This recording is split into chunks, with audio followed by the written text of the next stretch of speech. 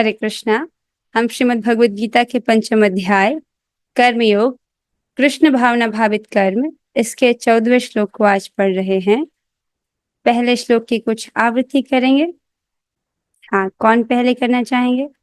Okay, Anita माता जी आपसे शुरू करते हैं। न कर्तृत्वं न कर्माणि न कर्तृत्वं न कर्माणि लोकस्य सृजति प्रभु लोकस्य सृजति प्रभु न कर्मफल संयोगम् न कर्मफलं संयोगम् स्वभावस्तु प्रवर्तते। स्वभावस्तु प्रवर्तते। बहुत हरे अच्छे कृष्ण। माता जी। कौन गाएंगे अब? हरे कृष्ण पांडे प्रभु जी आप गाइए। न कर्तृत्वं न कर्माणि न कर्तृत्वं न कर्माणि लोकस्य सृजति प्रभु लोकस्य सृजति प्रभु न कर्मफल संयोगम् न कर्मफलसंयोगं स्वभावस्तु प्रवर्तते। स्वभावस्तु प्रवर्तते। बहुत अच्छे प्रभु जी। माधुरी माता जी आप गाइए। न कर्तृत्वं न कर्माणि न कर्तृत्वं न कर्माणि लोकस्य सृजति प्रभु लोकस्य सृजति प्रभु न कर्मफल संयोगम् न कर्मफलं संयोगं स्वभावस्तु प्रवर्तते। स्वभावस्तु प्रवर्तते। बहुत अच्छा। जो भक्त माइक पर गा रहे हैं उनको तो गाना ही है। जो जिनके पास माइक नहीं दिया गया है उनको भी गाना है, ठीक है? मैं सबको देख रही हूँ। हम आगे बढ़ेंगे। जिन भक्त का कैमरा ऑफ रहता है आपसे भी निवेदन है कि आप भी श्लोकों को गाएं, राइट?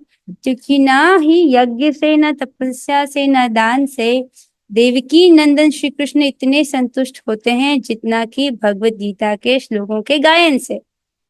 इसलिए जैसा भी गा सके प्रयास करना चाहिए। आइए जानते हैं कि श्लोक में भगवान क्या कहते हैं। भगवान कह रहे हैं, शरीर रूपी नगर का स्वामी देहधारी जीवात्मा न तो कर्म का सृजन करता है, न लोगों को कर्म करने के लिए प्रेरित करता है, न ही कर्म फल की रचना करता है। यह सब तो प्रकृति के गुणों द्वारा ही किया जाता है। कल भी आपने पढ़ा कि नव द्वारे पुरे देही, जो नौ द्वारों वाली पुरी में रहता है। कौन? जीवात्मा इस शरीर में रहता है। वो सुखपूर्वक रहता है। क्यों? क्योंकि वो कर्मों को अनासक्त भाव से करता है और कर्मफल भगवान को अर्पित कर देता है, राइट? और जो व्यक्ति ऐसा नहीं करता है, अपने इंद्रिय भोग के लिए कर्म करता है, वो तो इस जगत में बंध जाता है।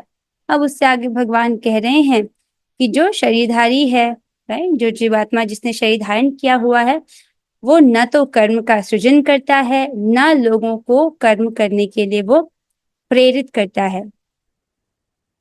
तो एक ऐसा व्यक्ति है, ये व्यक्ति आत्मज्ञान से युक्त है। ऐसा व्यक्ति अध्याय 3 में भगवान बता चुके हैं कि किस व्यक्ति को कर्म करने की आवश्यकता है। किसको आवश्यकता है? जिसका चित्त अभी अशुद्ध है। लेकिन भगवान ने ये भी कहा कि जिस व्यक्ति का चित्त शुद्ध है, जो स्वरूप सिद्ध व्यक्ति है, उसे कोई कर्म करने की आवश्यकता नहीं है। ये भगवान ने बताया। कर्म क्यों किया जाता है? अपने शुद्धिकरण के लिए, राइट? तो ऐसा जो व्यक्ति है वो कर्म का सृजन नहीं करता, ना ही वो लोगों को कर्म करने के लिए प्रेरित करता है, क्योंकि वो आत्मज्ञान से युक्त है। फिर कहते हैं ना ही कर्म फल की रचना करता है। ये तो समझ आ रहा होगा, क्योंकि राइट, वो कोई भी कर्म भौतिक स्तर पर नहीं कर रहा है, तो किसी भी कार्य का भौतिक शुभ अशुभ रिएक्शन उसको नहीं लग रहा है। तो ये जो कर्म हो रहे हैं ये सब तो प्रकृति के गुणों द्वारा ही किया जाता है। इस बात को वो देख रहा है। अर्थात देखिए, अनादिकाल से जीवात्मा यहाँ फंसा हुआ है। क्यों? अनादिकाल से जीव बहिर्मुख है, कृष्ण से विमुख है, और उसमें भोग, राइट, जो जीवात्मा है उसमें भोग प्राप्त करने की इच्छा है, राइट? सो भोग वासना से वो वासित है। तो अनादिकाल से उसने भोगों का ही संपर्क किया है। तो उस कारण से क्या हो गया है, उसके चित्त में भोगों के इंप्रेशंस हैं, राइट। जैसे ही हम बोलते हैं ना भोग वासना, इसका मतलब वो कृष्ण से इतर है, कृष्ण की सेवा नहीं की है उसने अनादिकाल से। क्या किया है उसने, विषय वस्तुओं का संपर्क किया है। तो जैसे ही हम ऐसा कहते हैं, इसका मतलब उसने भौतिक स्तर पर ही कार्य किए होंगे, और भौतिक स्तर पर ही कार्य किए होंगे इसका मतलब सतोगुण, रजोगुण या तमोगुण ही कमाया होगा। तो अनादिकाल से चित्त में सतोगुण, रजोगुण और तमोगुण क्या है, अर्जित हैं, कमाए हुए। जिस प्रकार से कोई गेम खेलते तो उसमें पॉइंट्स अर्न होते हैं, राइट। उसी प्रकार से अनादिकाल से जो जीव है, राइट, उसने इस प्रकार से अपने कर्मों के माध्यम से प्रकृति के गुणों को अर्जित किया है, जो ही उसको विभिन्न कार्यों के लिए प्रेरित करते हैं। आप इसको समझ रहे हैं। यहाँ पर एक और प्रश्न बनता है कि प्रकृति के गुण तो जड़ हैं, 24 तत्वों से हमारा शरीर बना है, और ये शरीर में 24 के 24 तत्व तो जड़ हैं, 25वां तत्व है चैतन्य आत्मा। तो ये गुण किस प्रकार कार्य कराते हैं, राइट। इसको आप अध्याय 3 से कनेक्ट करेंगे। अब प्रश्न आप समझ रहे हैं, प्रकृति के गुण तो जड़ हैं, उनमें कोई चेतना थोड़ी है। मन, बुद्धि, अहंकार भी जड़ तत्व है, उसमें कोई चेतना थोड़ी है, चेतना तो आत्मा में है, राइट। तो इस प्रश्न के उत्तर को आप अध्याय 3 से समझेंगे, जिसमें भगवान कहते हैं कि ये जो रजोगुण है, यही जीवात्मा का सबसे बड़ा शत्रु है। रजोगुण से काम उत्पन्न होता है, राइट, और काम कैसा है, सर्वभक्षी शत्रु है। तो आपने उस अध्याय में समझा था कि जीवात्मा के सूक्ष्म शरीर में क्या है, भोग वासनाओं के संस्कार की छाप है, ठीक है। संस्कार प्लस इच्छा शक्ति, जीव उसमें अपनी इच्छा शक्ति मिलाता है, तो उसको वासना कहते हैं, काम वासना। वो काम वासना उसको अलग अलग कार्य के लिए प्रेरित करती है, पाप कार्य के लिए प्रेरित करती है। तो जीवात्मा अपनी इच्छा शक्ति मिलाता है, तभी ऐसा संभव हो पाता है। वरना देखिए, भक्तों ने चाय छोड़ दी है, तो चाय का संस्कार तो है ना चित्त में, लेकिन अभी हम उस पर अपनी इच्छा शक्ति का प्रयोग नहीं कर रहे, इसलिए चाय खाने की इच्छा भी नहीं आती है, राइट। समझ रहे? ओके, अब एक बार अन्वय देखते हैं। आई होप आपको क्लियर हो रहा होगा। अन्वय देखते हैं। प्रभु अर्थात ईश्वर, लोकस्य लोगों के, न कर्तृत्वम न कर्तृत्व को, न कर्माणि न कर्मों को, न कर्म फल संयोगम न कर्म फल के संयोग को। क्या कह रहे हैं यहाँ पर कि कर्तृत्व मतलब कर्तापन, ये कार्य को मैं कर रहा हूं, कर्तापन के भाव से करना, ठीक है। अध्याय 3 में आपने समझा था कि जो व्यक्ति समझ रहा है कि मैं स्वतंत्र कर्ता नहीं हूं, इस प्रकार से अपने कर्म को करता है, राइट, अनासक्त होकर के, कर्मफल को भगवान को अर्पित करके, आलस्य से रहित होकर के, आपने पढ़ा था, राइट। तो वो व्यक्ति तो नहीं बंधता है। लेकिन जो व्यक्ति सकाम कर्म कर रहा है, भौतिक फल प्राप्ति की इच्छा से कर्म कर रहा है, तो वो कर्तापन के भाव से युक्त होकर के कर्म कर रहा है कि मैं ही करता हूँ, इस कर्म को तो मैं ही करने वाला हूँ, तो इसका फल मुझे ही भोगना चाहिए। वो व्यक्ति बंध जाता है। लेकिन यहाँ पर क्या बोला गया है कि न कर्तृत्वम, राइट, उसने कर्तापन के भाव को त्याग दिया है, समझ रहे हैं। और न कर्माणि अर्थात लोगों को भी वो कर्म करने के लिए प्रेरित नहीं करता है, ठीक है। फिर कहते हैं न कर्म फल संयोगम, न कर्म फल के संयोग को वो क्या करता है, सृजित करता है, राइट। कर्म फल के संयोग को भी वो सृजित नहीं करता है, मीन्स उसके जो भी कार्य हैं उससे कोई भौतिक शुभ अशुभ रिएक्शंस नहीं उसको प्राप्त हो रहा है। तो अर्थात किंतु स्वभाव अर्थात अनादि अविद्या ही इनमें प्रवृत्त हो रही है। वो देख पा रहा है कि लोगों को मैं कार्य करने के लिए प्रेरित नहीं कर रहा हूं, और ये किस प्रकार से कार्य कर रहे हैं, अनादिकाल से जो इनके संचित संस्कार हैं, अनादिकाल से जो इन्होंने गुण संचित किए हैं, राइट, जो अविद्या का प्रभाव है, तो जो इनके जो गुण इन्होंने संचित किए हैं वो इनको विभिन्न कार्यों के लिए प्रेरित कर रहे हैं, समझ रहे हैं। इसका एक प्रैक्टिकल एप्लीकेशन ये है, यदि आप एक व्यक्ति को देखो जो बहुत निगेटिवली आपके साथ व्यवहार कर रहा है, तो आप समझिए कि वो व्यक्ति, उस व्यक्ति ने अनादिकाल से जो भी गुण अर्जित किए हैं वो उसको प्रेरित कर रहा है इस प्रकार से बिहेव करने के लिए। तो जिस प्रकार से व्यक्ति व्यवहार कर रहा है, जिस प्रकार से व्यक्ति का स्वभाव है, वो विवश है उस प्रकार से स्वभाव करने के लिए, क्योंकि प्रकृति के गुण उसको उसी प्रकार से प्रेरित कर रहे हैं। जैसे जिस व्यक्ति ने तमोगुण, घोर तमोगुण अर्जित कर लिया अपने चित्त में, राइट, अब वो तमोगुण ही कार्य करने के लिए विवश है।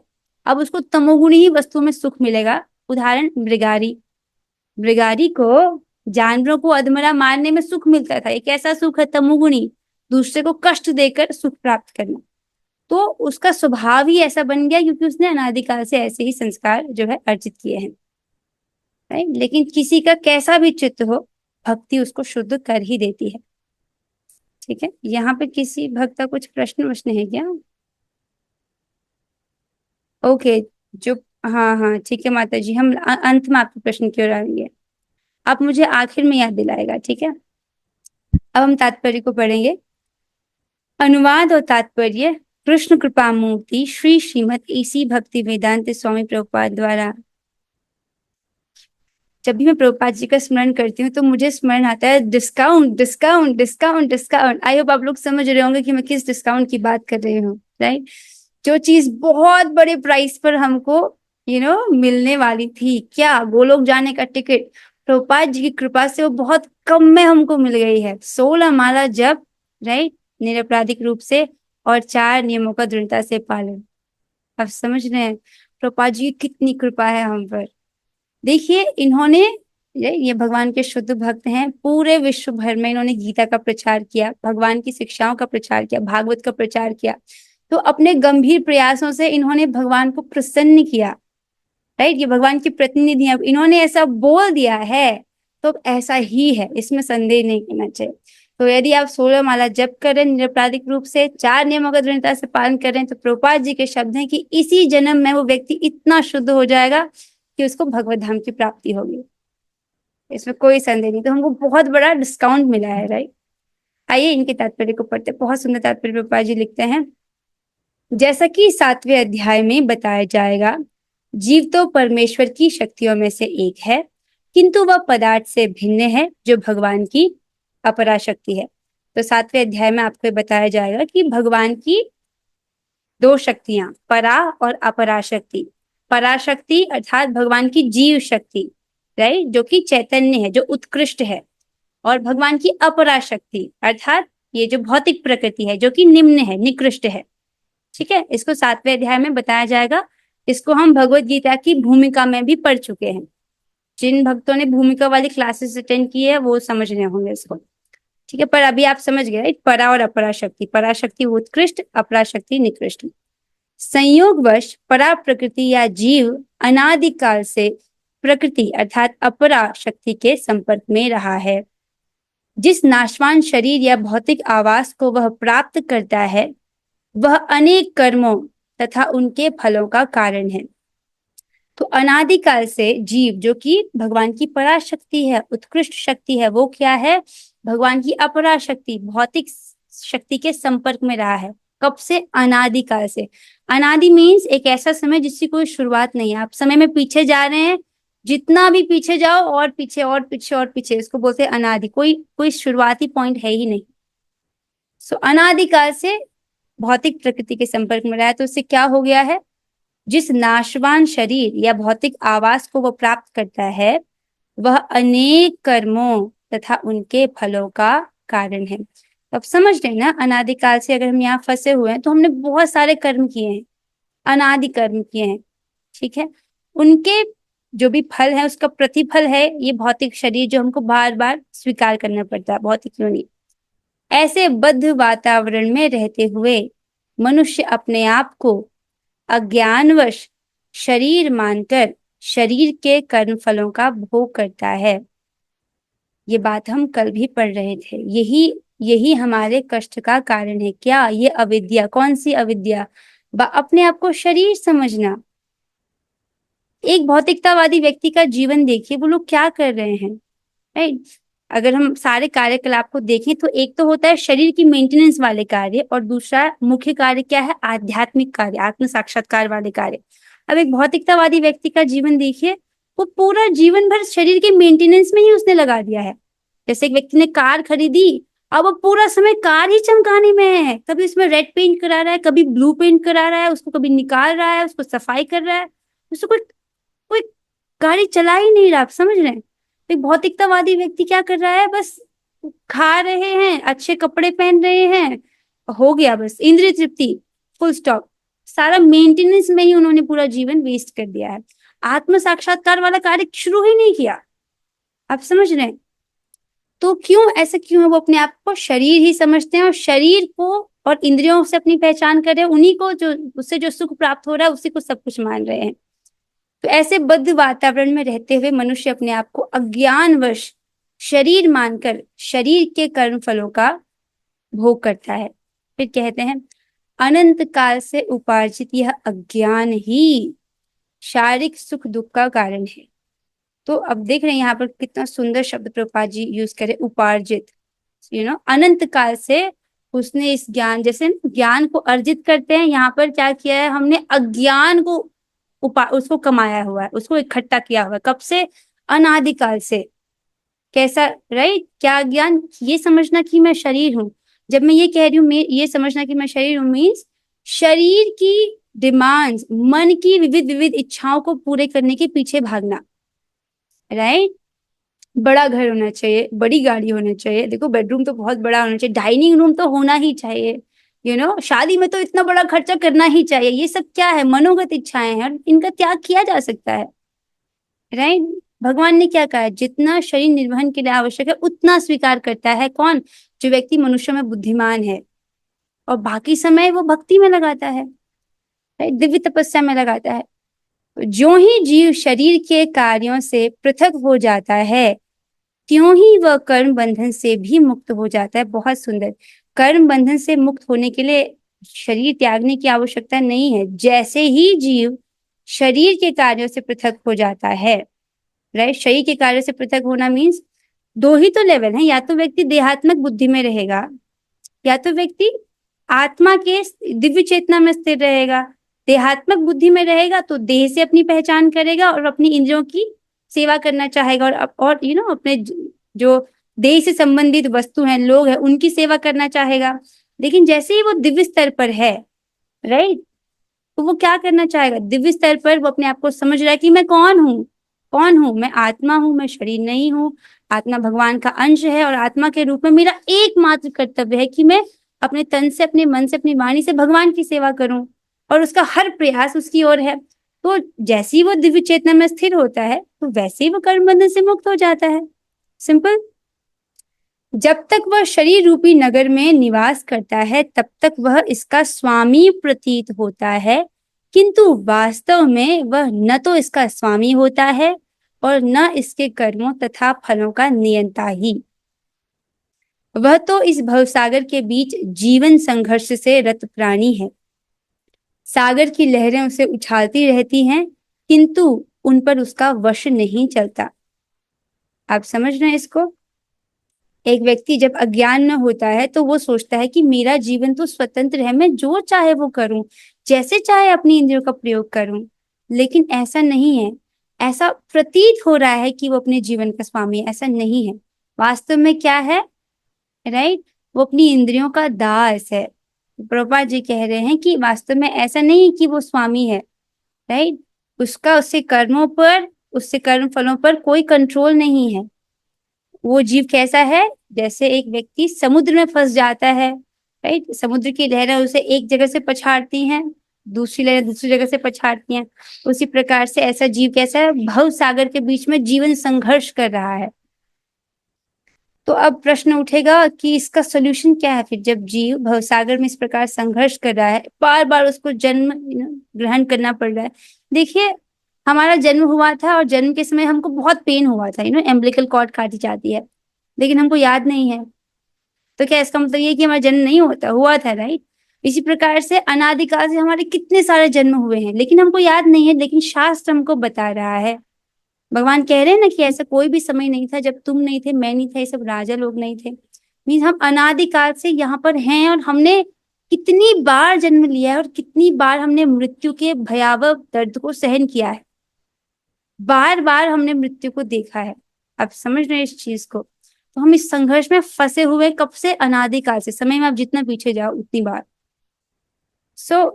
अब प्रश्न बनता है कि इस समस्या का समाधान क्या है?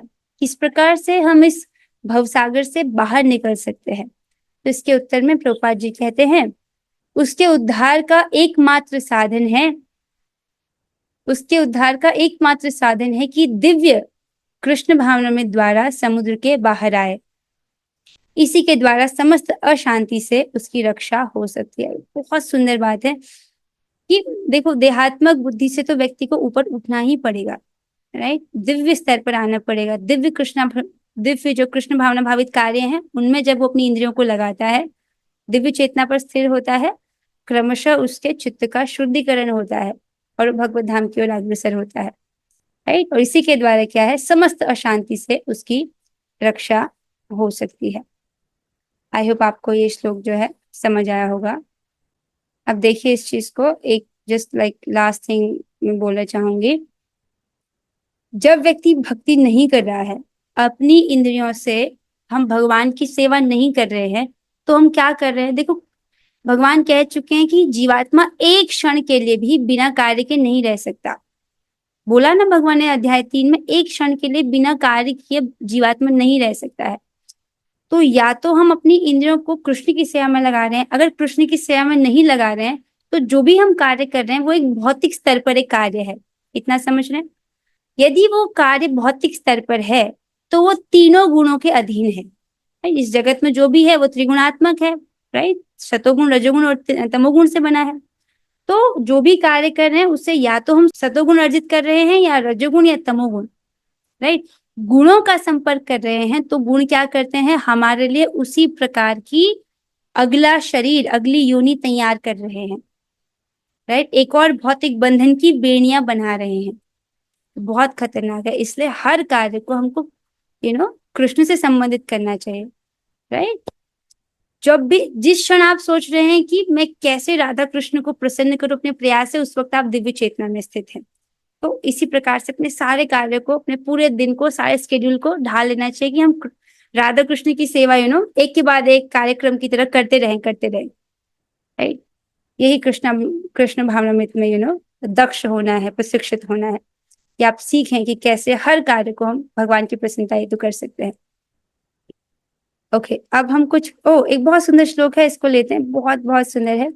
श्रीमद् भागवतम का ये श्लोक है, 3 स्कंद 7वां अध्याय 12वां श्लोक। क्या कह रहे हैं? सवे पुंसां परो धर्मो यतो भक्तिर अधोक्षजे अहेतुके अप्रतिहता ये आत्मासु प्रसीदति। तो इसमें क्या कह रहे हैं? संपूर्ण मानवता के लिए परम धर्म वही है। क्या है परम धर्म? जिसके द्वारा सारे मनुष्य दिव्य भगवान की प्रेमा भक्ति प्राप्त कर सकें। ऐसी भक्ति अकारण तथा अखंड होनी चाहिए, जिससे आत्मा पूर्ण रूप से तुष्ट हो सके। कितना सुंदर श्लोक है। देखिए, क्या है संपूर्ण मानवता के लिए परम धर्म? बताओ, क्या है संपूर्ण मानवता के लिए परम धर्म? क्या कह रहे हैं? वह है जिसके द्वारा सारे मनुष्य दिव्य भगवान की प्रेमा भक्ति प्राप्त कर सके। ये है परम धर्म, सबसे ऊंचा। क्या? जिसके द्वारा हम सभी भगवान की प्रेमा भक्ति कर सकें। यदि किसी व्यक्ति को लगता है कि नहीं नहीं, मेरे जीवन का लक्ष्य कुछ और है, देखिए हर जीवात्मा का यही लक्ष्य है कि वो भगवान की प्रेमा भक्ति प्राप्त करे, राइट। सारे डिफरेंसेस शरीर के लेवल पर है। जैसे ही हम आत्मा के स्तर पर उठते हैं तो आत्मा तो भगवान का सेवक है, अनादिकाल से यहाँ फंसा हुआ है। उसका एकमात्र लक्ष्य है कि वो भगवान की प्रेमा भक्ति प्राप्त करे, राइट। तो यही कह रहे हैं, संपूर्ण मानवता के लिए परम धर्म वही है जिसके द्वारा सारे मनुष्य दिव्य भगवान की प्रेमा भक्ति करें। और ऐसी भक्ति अकारण होनी चाहिए। किसी भौतिक लाभ के लिए करेगा तो भौतिक लाभ पूरा हो गया, फिर भक्ति छोड़ देगा, राइट। किसी विपदा में कर रहा है, राइट, किसी कष्ट में कर रहा है तो वो कष्ट से जैसे छूटेगा भगवान की कृपा से, फिर भक्ति छोड़ देगा। तो अकारण होती है, राइट। और अखंड होनी चाहिए, मीन्स विक्षेप नहीं आना चाहिए। आज भक्ति किया, कल नहीं कर रहे, 2 महीने किया फिर छोड़ दिया, ऐसे नहीं, अखंड, राइट, विक्षेप रहित, जिससे आत्मा पूर्ण रूप से तुष्ट हो सके। है ना बहुत सुंदर श्लोक? हाँ, अब कुछ प्रश्न उत्तर। आज के श्लोक से कुछ प्रश्न नहीं है, एक माता जी का एक प्रश्न था, उसे देख लेते हैं। अच्छा, तो जो ये मायावाद है, मायावादी बेसिकली ये भगवान के अपराधी होते हैं, क्योंकि ये भगवान के साकार रूप को मानते नहीं हैं। ये सोचते कि सब कुछ निराकार से आया है प्लस ये भगवान के साकार रूप को भौतिक कहते हैं, जो कि भगवान के चरण कमलों के प्रति सबसे बड़ा अपराध है। राइट, ये कहते हैं कि भगवान का रूप ही नहीं है। तो इस प्रकार से ये भगवान के अपराधी सबसे बड़ा अपराध है ये। भगवान तो बहुत सुंदर है, उनके अंग अंग, उनके लिए शब्द आता है सुरम्यांग, उनका अंग अंग सुमधुर है। राइट, अधरम मधुरम नयनम मधुरम हसितम मधुरम।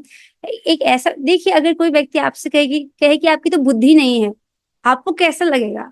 राइट, तो इतने बुद्धिमान व्यक्ति कोई कहेगा कि आपकी बुद्धि नहीं है तो बुरा लगेगा।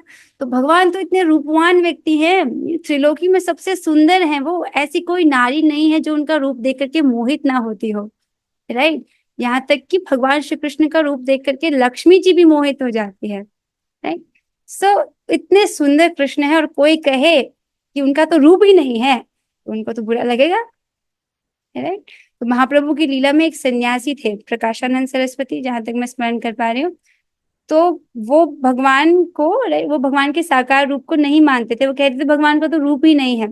भगवान उनसे क्रोधित हुए और भगवान उनको कोढ़ दे देते हैं, कोढ़ वाला रोग। तो ये भगवान के प्रति बहुत बड़ा अपराध है, और एक्चुअली वो अपराध ये करते हैं, भगवान के साकार रूप को वो भौतिक समझते हैं। तो ये अपराध है। बहुत भगवान का रूप, नाम रूप, गुण, लीला, ये सब आध्यात्मिक है, दिव्य स्तर पर है। ओके, ठीक है। एक और प्रश्न एक भक्त ने ओके, मदन मोहन प्रभु जी, आपका एक प्रश्न है, पूछिए। हरे कृष्णा माता जी। माता जी, वो प्रधान वाले जो संबंध में आपने बताया था, प्रधान के संबंध में, आवाज आ रही है आपको? हाँ हाँ, मैं आवाज आ रही, प्रधान सुनाई दे रहा है मुझे। हाँ जी, प्रधान के संबंध में मेरा एक क्वेश्चन था। जैसे अपन ने डिस्कशन किया था कि प्रधान होता है वो एक भौतिक तत्वों के आधार पर बना रहता है, मतलब भौतिक धरातल पे होता है। प्रधान भौतिक धरातल पे बताया गया था, और जिसपे भगवान दृष्टिपात करते हैं। तो फिर डिस्कशन में ये हुआ था कि प्रधान एक्चुअली भगवान के अंदर ही होते हैं। तो एक्चुअली क्वेश्चन ये था कि जैसे हमें पता है कि जैसे भगवान की अंग क्रांति है वो भी आध्यात्मिक होती है, और प्रधान जब भगवान के शरीर के अंदर होने के बाद भी वो भौतिक कैसे होता है? प्रश्न आपका ये है कि भक्त प्रधान भगवान के अंदर है तो उसको आध्यात्मिक होना चाहिए, लेकिन जी, जी, भगवान बोल चुके हैं ना कि ब्रह्म नामक भौतिक वस्तु। अब भगवान ने बोल दिया भौतिक वस्तु। राइट, आई थिंक अध्याय 23 श्लोक 3, अब उस श्लोक में देख लीजिएगा, या श्लोक नंबर 7 कोट करते हैं, 3 है कुछ अध्याय 13 का, उसमें लिखा है ब्रह्म नामक भौतिक वस्तु। भगवान ने खुद बोल दिया ना भौतिक वस्तु, अब हम क्या टिप्पणी करें? भगवान ने बोल दिया कि वो भौतिक है। महाविष्णु, उनका शरीर कैसा है? दिव्य। उनके रोम कूपों से बड़े बड़े ब्रह्मांड बाहर निकलते हो। ब्रह्मांड कैसे हैं? भौतिक।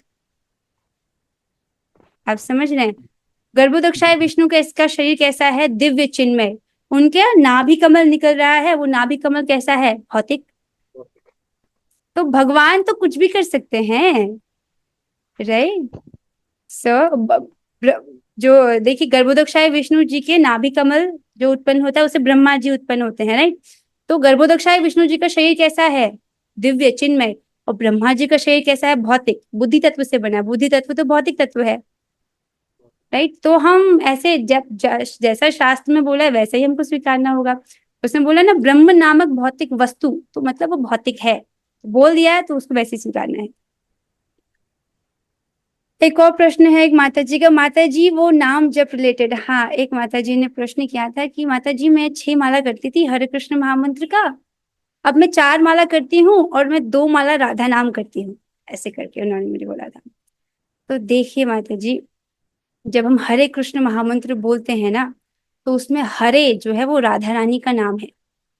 ठीक है, जब हम एक बार हरे कृष्ण महामंत्र बोलते हैं उसमें 8 बार राधा रानी का नाम हो जाता है। हरे कृष्ण कृष्ण कृष्ण हरे हरे, हरे राम राम राम हरे हरे। इतने में हमने 8 बार राधा रानी का नाम ले लिया। ठीक है, अब दूसरी बात समझिए। राइट, जब हम राधा राधा राधा बोलते हैं तो कौन सबसे अधिक प्रसन्न होते हैं? कृष्ण। राइट, भगवान श्री कृष्ण को ये नाम सुनना बहुत अच्छा लगता है, बहुत सुमधुर लगता है। और जब हम कृष्ण कृष्ण कृष्ण कृष्ण कहते हैं तो कौन सबसे अधिक प्रसन्न होता है? हमारी प्यारी राधा रानी। तो क्या हमको सिर्फ एक को प्रसन्न करना है? देखो, मुझे तो दोनों चाहिए, मुझे राधा रानी भी चाहिए और मुझे कृष्ण भी चाहिए, तो मैं तो दोनों को प्रसन्न करना चाहती हूँ। तो हरे कृष्ण जब हम बोलते हैं तो राधा रानी भी प्रसन्न हो जाती हैं और कृष्ण भी प्रसन्न हो जाते हैं।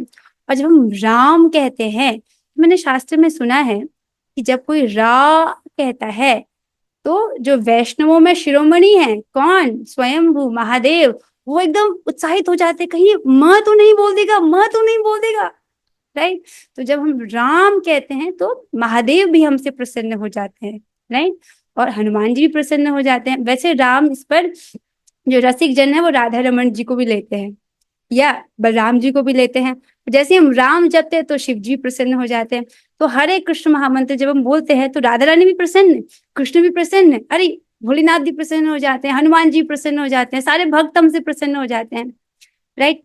अब देखिए, जब राधा रानी स्वयं आई हैं, जब भगवान स्वयं आए हैं महाप्रभु के रूप में, राइट, भक्तावतारम, जब स्वयं भगवान महाप्रभु के रूप में आते हैं, राइट, यद्वैतम ब्रह्मोपनिषदि तदप्यस्य तनुभा यात्मा अंतर्यामी पुरुषिति सौशांश विभवः षडैश्वर्ये पूर्णो यः इह भगवान स स्वयं ना चैतन्यात् कृष्णात् जगति पर तत्वम परमिह। तो जो कृष्ण चैतन्य है उनसे परे कोई तत्व नहीं है, यही स्वयं भगवान है। ये जब स्वयं भगवान भक्त के रूप में आते हैं हमारे लिए, बद्ध जीवों के लिए सबसे कल्याणमय मंत्र देते हैं, तो वो हमको हरे कृष्ण महामंत्र देते हैं, राइट। तो उन्होंने तो कुछ सोच के ही हमको ये मंत्र दिया होगा, राइट। इसलिए महाप्रभु की बात स्वीकार करनी चाहिए। स्वयं राधा रानी जब आती हैं गदाधर पंडित के रूप में, वो राधा रानी है, वो भी तो सबको हरे कृष्ण महामंत्र बोलने को कह रही है, राइट। और हमारे जो पूर्ववर्ती आचार्य हैं, जैसे जो सट गोस्वामी है, ये सब मंजरियां हैं, राधा रानी की अंतरंग सेविकाएं मंजरियां, राइट। उन्होंने स्वयं हमको हरे कृष्ण महामंत्र बोला है। और हमारे जो पूर्ववर्ती आचार्य हैं, प्रभुपाद जी हैं, भक्ति सिद्धांत सरस्वती ठाकुर महाराज हैं, गौर किशोरदास बाबा जी हैं, जगन्नाथ दास बाबा जी महाराज हैं, भक्ति विनोद ठाकुर महाराज जी हैं, सबने हमको हरे कृष्ण महामंत्र बोला है, राइट। तो हमको अपने पूर्ववर्ती आचार्यों के पद चिन्हों पर चलना चाहिए, है ना। सबने हमको हरे कृष्ण महामंत्र बोला है, तो मैं तो समझती हूँ कि मैं मूर्ख हूँ और जैसा आचार्य ने बोला है मैं तो वैसा करूंगी, राइट। उन्होंने बोला कि हरे कृष्ण महामंत्र करो, इससे तुम्हारा उद्धार हो जाएगा, तो उसको स्वीकार करना चाहिए। और यहाँ तक कि कली संतरण उपनिषद में बोला गया है कि कलयुग में जो हरिनाम है, हरे कृष्ण महामंत्र के 32 अक्षर वाला मंत्र है, इसको जपना चाहिए। तो इस प्रकार से और इसमें तो राधा रानी का नाम है ही, हमको तो राधा रानी और कृष्ण दोनों चाहिए, इसलिए हरे कृष्ण महामंत्र का जप करना चाहिए, ताकि दोनों प्रसन्न हो जाए, राइट। और ठीक है, आपका प्रश्न का उत्तर हो गया। ओके, सो अब हम 3 बार हरे कृष्ण महामंत्र करेंगे। हरे कृष्णा कृष्ण कृष्ण हरे हरे, हरे राम राम राम राम हरे हरे, हरे कृष्णा कृष्ण कृष्ण हरे हरे, हरे राम राम राम हरे हरे, हरे कृष्णा कृष्ण कृष्ण हरे हरे, हरे राम राम हरे हरे। श्रीमद् भगवद गीता की जय, श्रील प्रभुपाद की जय, और श्री गुरु रंगा। हरे कृष्णा।